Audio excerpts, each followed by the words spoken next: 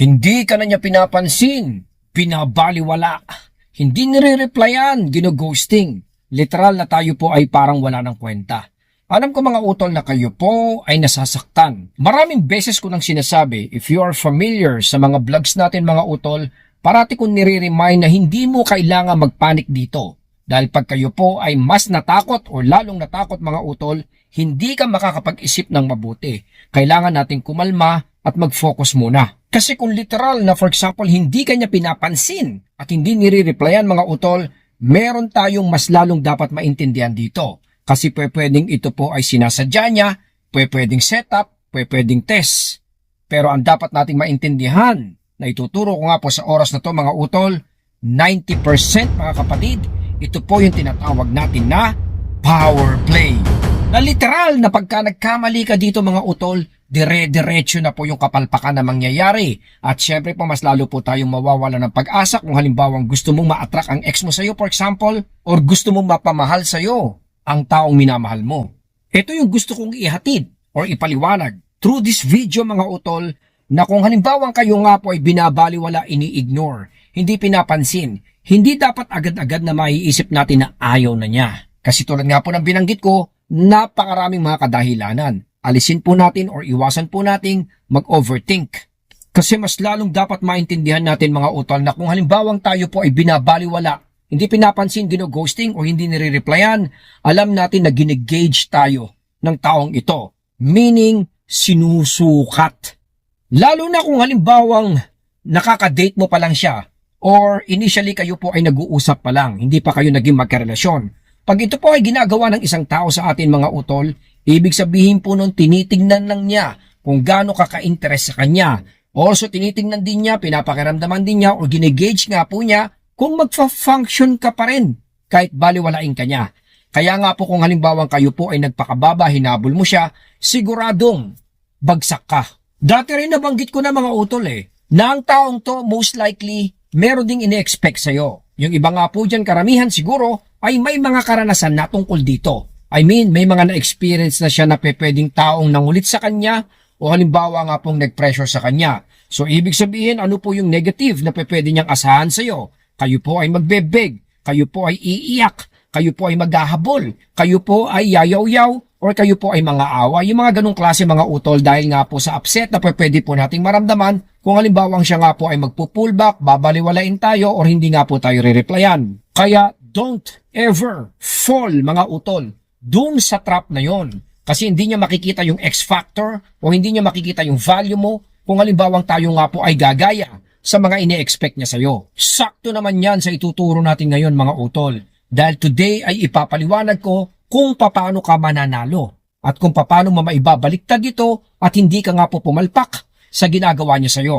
Pero before that mga utol, gusto ko lang pong ipaalala na alam niyo po ba na isa sa mga rason kung bakit ito po ay na-experience natin o ginagawa niya sa atin ngayon, breakup man kayo, ex mo man siya, or taong gusto mong mapasayo mga utol, dahil marahil ay masyado kang needy, masyado kang predictable, or masyado nga po kayong available mga utol. Alam natin na ito po ay very unattractive.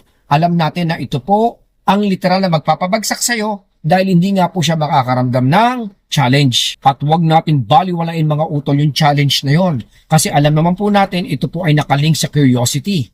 And curiosity keeps us interested, curious, dun tayo humahabol. Yun yung nagugustuhan ng kahit sino. Pag ito po kasi ay nawala or hindi niya nararamdaman, hindi siya magki-care, hindi siya magiging interested, hindi siya magiging excited at lalong hindi po siya magfo-focus sa atin. Nabanggit ko nga po yung power play. Kasi kahit sino mga utol na nasa ganitong situation, siya man yung umiiwas o siya man yung iniiwasan mga utol, ay siguradong makikiramdam nga po doon sa tinatawag na power play. Papakiramdaman kung paano mo i-handle ito, papakiramdaman kung kaya mong i-handle ito in a matured way, papakiramdaman kung ano po ang gagawin mo. Marahil kung halimbawang kayo nga po ay dinededma niya, binabaliwala mga utol, siguro at some point ay medyo naramdaman niya na wala nga po kayong play at wala kayong power. Naramdaman niya siguro na kayo nga po ay mas mababa sa kanya. Yon malamang ang naging dahilan kung bakit parang medyo nawalan po siya ng interest o nag-drop nga po yung attraction. Kasi binigay mo yung expectation. Binalidate mo mga utol na hindi mo nga kayang mag-function kung wala siya. Pinaramdam mo siguro na kayo nga po ay nandito sa ibaba at nakatingala po sa kanya. Matagal ko nang sinasabi mga utol sa mga vlogs ko or even sa coaching session ko na importante yung tinatawag na sense of balance.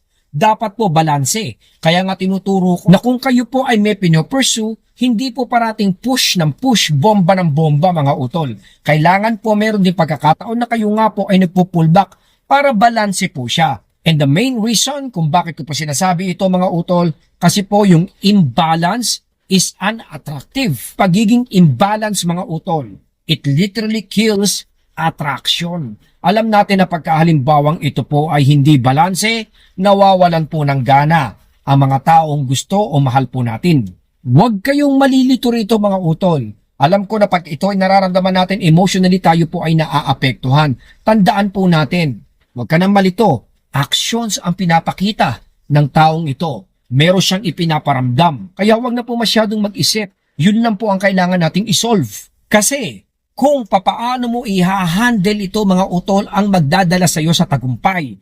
Kung ito po ay ma-handle mo sa tama, in a matured way, most likely kayo po ay magsasucceed. Pero kung halimbawang magbebeg, hahabol ka sa kanya, ito po ay indikasyon na kayo po ay walang kakayahan, kayo po ay mahina, kayo po ay walang halaga. Sa panahon na to mga utol, ay wag na wag mong ipapakita ang kahinaan mo. Marami sa atin ang mahiling magdrama, lalong-lalo na pag ito po ay nararanasan mga kapatid. Very unattractive yun. Parang tinulungan or binigyan mo lang po siya ng idea na totoo yung ine-expect niya sa'yo. Iwasan din natin mga utol yung magpapaliwanag po tayo ng gusto. Kasi tandaan natin, hindi kanya ini-ignore para magpaliwanag ka. Hindi niya kailangan yon mga kapatid. Akala kasi natin pag ito po ay nararanasan, ay kailangan meron tayong gawin or may kailangan tayong i-push or may kailangan po tayong iparating o sabihin. Hindi po mga kapatid. Most likely, siya po ay hindi interesado dito. Ako na po ang nagsasabi. Like what I've said, hindi mo kailangan magpaliwanag. Dahil kayo po ay ini-ignore dahil nga po mababa yung interest level or attraction. Katulad ng binanggit ko earlier, power play. Maaring hindi niya naramdaman yung power mo, maaring naramdaman po niya na tayo po ay mas mababa, tayo po ay talo, tayo po ay mahina. Naiparamdam kasi natin na hindi tayo capable to succeed. Wala tayong kakayahan para siya po ay pasiyahin. Kaya dapat mag-focus ka on how you will present or build yourself mga utol sa mga oras na to. Kaya nga po sabi ko, kailangan maramdaman niya yung pagiging premium mo. Kailangan iparamdam mo sa kanya na hindi ka hahabol. Doon po kasi siya magkakaroon ng doubt or second thought. Mapapaisip siya sigurado kung bakit hindi ka sumagot, kung bakit hindi ka nag-react, kung bakit hindi ka naggabol, kung bakit hindi ka man lang nagpaliwanag. Tulad na sinasabi ko mga utol, hindi po kasi ito karaniwan. Alam natin na pagkahalimbawang ito po ay nararanasan ng kahit sinong individual, siguradong magrereklamo, siguradong madidepress, at siguradong magpapaliwanag. Huwag mong gagawin yon mga utol. Ipakita mo na kayo nga po ay nagfa-function pa rin, solido at kumpleto pa rin. Marami namang ways para iparamdam ito. Pero katulad nga ng hindi mo pagsagot o hindi mo paghabol sa kanya, ay nangangahulugan na kayo nga po ay hindi bababa at hindi magiging mahina kahit po wala siya. With or without this person mga utol ay kailangan iparamdam mo na kayo nga po ay fine. Kayo po ay okay pa rin. Might be na medyo kailangan natin ng konting panahon dito. Pero alam naman po natin na dahan-dahan mga utol mapapaisip siya, lalo na kung halimbawang siya nga po ay para nag-aabang at naghihintay sa gagawin mo. By also ignoring yung kanyang ginawa mga utol ay magiging attractive ka sa kanyang pakiramdam at mas magiging challenging ka sa kanyang paningin.